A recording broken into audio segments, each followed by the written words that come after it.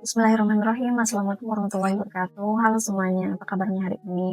Semoga lagi sehat, lagi semangat, dan kalau lagi dengerin podcast ini sambil jalan atau sambil ngerjain tugas, semoga hari ini makin menyenangkan ya. Nah, saya di sini Bella Anjani, mahasiswi Magister Teknik Sistem Angkatan Genap 2025. Ini memulai podcast ini dengan pertanyaan sederhana nih. Coba jawab jujur ya. Kapan sih terakhir kali kalian benar-benar menikmati suasana di pinggir sungai? Bukan lewat TikTok ya, tapi benar-benar yang kalian tuh datang langsung ke sungainya. Saya yakin pasti banyak yang langsung mikir, udah lama banget deh kayaknya. Atau malah ada yang bilang, ngapain ke sungai? Emangnya di sungai ada yang menarik ya? Nah, padahal kalau kita ingat-ingat lagi, kita ulik lagi sejarah sungai itu, tentu pasti kita akan mengetahui bahwa sungai itu benar-benar memiliki peranan yang sangat luar biasa pentingnya. Dimana seperti yang kita ketahui dari zaman dulu tuh sungai itu menjadi sumber kehidupan. Banyak orang yang mencari makan melalui sungai, berdagang lewat sungai, bahkan banyak juga kota-kota besar yang justru tumbuh karena ada sungai di dalamnya. Nah, kalau berbicara mengenai sungai nih ya, coba kita ingat ada beberapa daerah yang di Indonesia khususnya. Di sini saya mengambil contoh adalah Sumatera Selatan. Nah, ketika kita membahas atau ngomongi tentang Sumatera Selatan, pasti yang langsung kepikiran di benak kita itu adalah Sungai Musi kan, kalau kita bahasanya tentang sungai.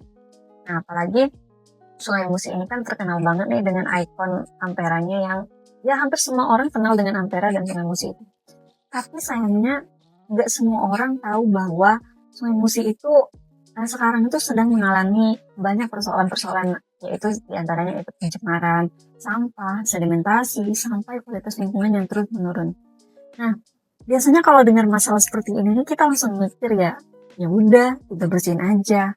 Saya juga dulu mikirnya kayak gitu, tapi ternyata setelah membaca buku Gerakan Restorasi Sungai karya Prof. Agus Mariano, saya jadi sadar bahwa persoalan tentang sungai ini khususnya itu justru jauh lebih kompleks.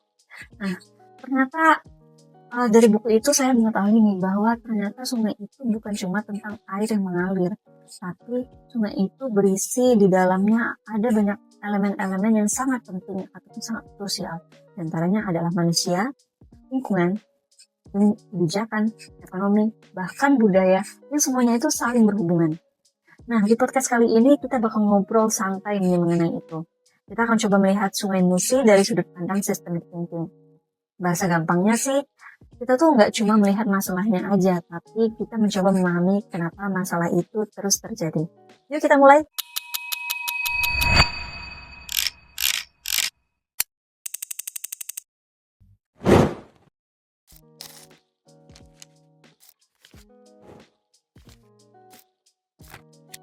Oke, sekarang saya mau mengajak kalian mikir sebentar nih. Kalau saya tanya, menurut kalian kenapa sih Sungai Musi itu bisa kotor? Kan kita bisa lihat nih, kalau Sungai Musi itu kan identik dengan sungai yang airnya keruh. Nah, mungkin hampir semua orang bakal jawab ya karena banyak sampah pastinya. Dan ya jawabannya itu memang nggak salah. Tapi setelah saya membaca buku ini, saya jadi sadar kalau sampah itu sebenarnya bukan akar dari masalahnya. Melainkan sampah itu lebih kepada akibat dari sesuatu yang lebih besar. Coba deh kita bayangkan, misalnya hari ini ada kegiatan bersih-bersih di sungai. Contohnya tadi kita Sungai Musi ya kita pakai ya.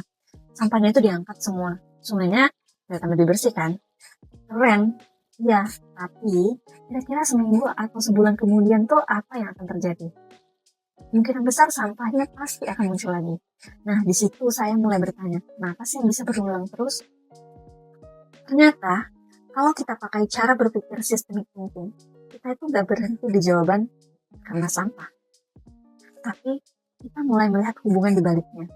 Misalnya, kesadaran masyarakat untuk menjaga sungai itu masih sangat rendah. Akibatnya, masih banyak masyarakat yang membuang sampah secara sembarangan ke sungai. Nah, sampai menumpuk itu kemudian akan terus-menerus membuat kualitas air menurun. Nah, kalau kualitas air sudah menurun, tentu dong ikan akan ikut mati atau terganggu ekosistemnya dan itu menyebabkan pertumbuhan ikan semakin sedikit. Nah, ketika pertumbuhan ikan semakin sedikit, pastinya akan berdampak juga pada kehidupan nelayan, di mana nelayan itu akan jadi lebih sulit dalam mencari ikan. Nah, hal ini menjadikan sungai itu memberikan manfaat yang negatif atau bahkan manfaatnya itu semakin berkurang di mata masyarakat. Nah, karena kekurangan manfaat itulah, maka masyarakat itu sekarang semakin hari makin jarang berinteraksi dengan sungai. Karena tentu ya, karena rasa memilikinya itu terhadap sungai itu ikut menurun. Dan akhirnya orang-orang tuh tidak lagi peduli terhadap sungai dan mulai kembali membuang sampah ke sungai. Kalau dipikir-pikir seperti ini tuh ya seperti lingkaran yang gak ada habisnya. Kalau dalam bahasa sistemnya itu kita sebut sebagai loop atau siklus. Tapi bedanya dalam kasus ini tuh siklusnya itu dalam siklus yang negatif ya. Nah, menurut saya disinilah menariknya sistem thinking. Jadi kita nggak cuma bertanya apa masalahnya, tapi kita juga bertanya kenapa sih masalah ini terus muncul. Karena ternyata satu masalah itu bisa memicu masalah lain, lalu kembali lagi ke awal. Jadi semuanya itu benar-benar saling terhubung.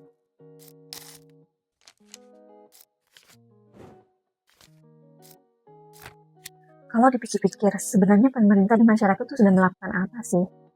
Nah, coba kita lihat lagi. Sebenarnya pemerintah itu nggak diam saja, tapi sudah banyak upaya-upaya yang telah dilakukan oleh pemerintah.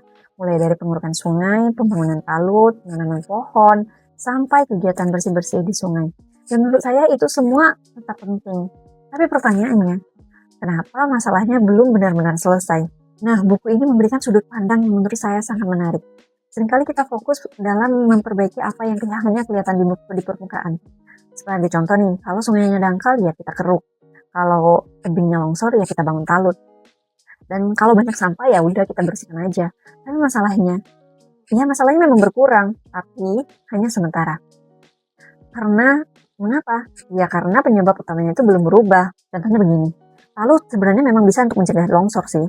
Tapi kalau pembangunannya menghilangkan vegetasi di pinggiran sungai, justru yang ada malah dampak lain yang muncul. Seperti tanah jadi lebih gampang tererosi, kemudian sedimen masuk lagi ke sungai, dan lama-lama sungai itu akan kembali mendangkal.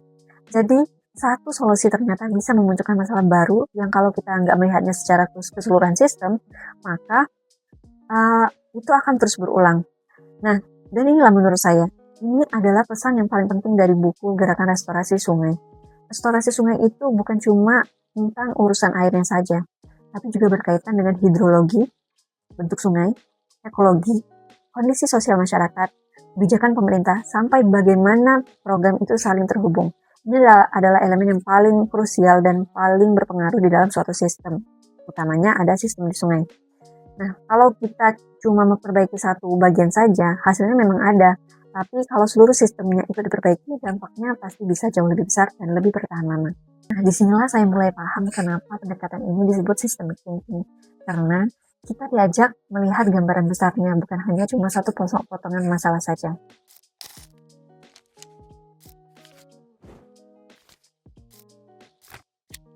Nah, setelah melihat kalau semuanya saling berhubungan, munculnya satu pertanyaan lagi.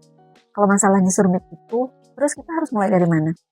Jujur ya, awalnya saya juga bingung. Saya sempat berpikir mungkin kita butuh teknologi yang lebih mumpuni atau pembangunan infrastruktur yang lebih masif ya. Tapi ternyata setelah membaca buku ini, jawabannya justru cukup mengejutkan. Karena dalam sistem thinking itu ada istilah yang namanya leverage point, atau jika diterjemahkan itu artinya titik bangkit. Gampangnya begini, bayangkan kalian punya domino yang disusun panjang, dan kalau kita menyentuh satu domino di titik yang tepat, maka semua domino lainnya akan ikut jatuh. Nah, inilah leverage point itu sendiri.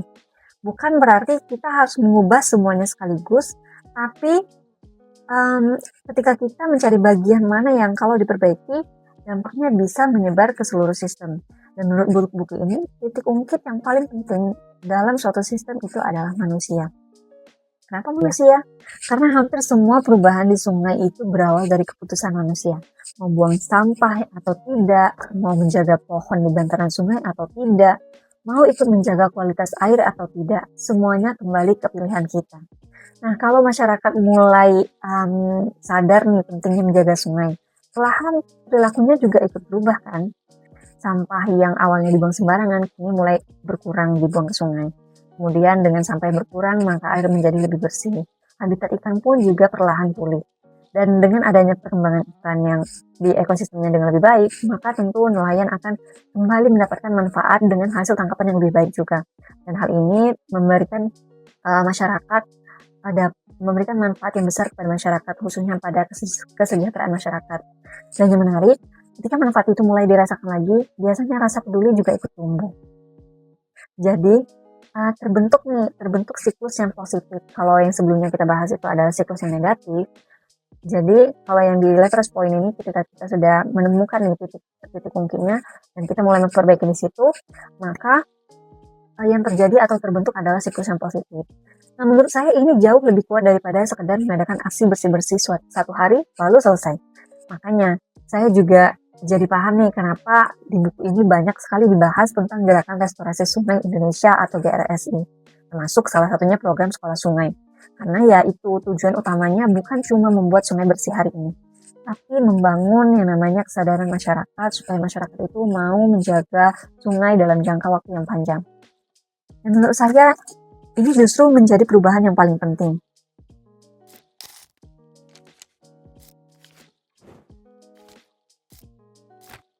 Nah, teman-teman semuanya, setelah membaca buku Gerakan Restorasi Sungai ini, saya jadi merasa kalau cara kita memandang sebuah masalah itu ternyata sangat menentukan solusi yang kita pilih. Jadi selama ini mungkin kita lebih sering fokus pada apa yang terlihat di permukaan ya. Padahal lewat pendekatan systemic thinking, saya belajar bahwa perubahan yang benar-benar bertahan justru dimulai dari ketika kita memahami hubungan antar bagian di dalam sebuah sistem. Menurut saya, itu adalah pelajaran yang paling berharga dari buku ini. Kalau saya diminta memberikan rekomendasi berdasarkan pendekatan systemic thinking, mungkin saya nggak akan langsung fokus pada membangun infrastruktur terlebih dahulu. Saya justru akan mulai dari manusianya sebagaimana yang sudah dibahas atau dijelaskan oleh Profesor Agus Mariano dalam bukunya. Dan dari hal itu saya mungkin akan menyusun beberapa langkah-langkah rekomendasi untuk mengatasi permasalahan sungai khususnya, misal di Sungai Musi tadi ya.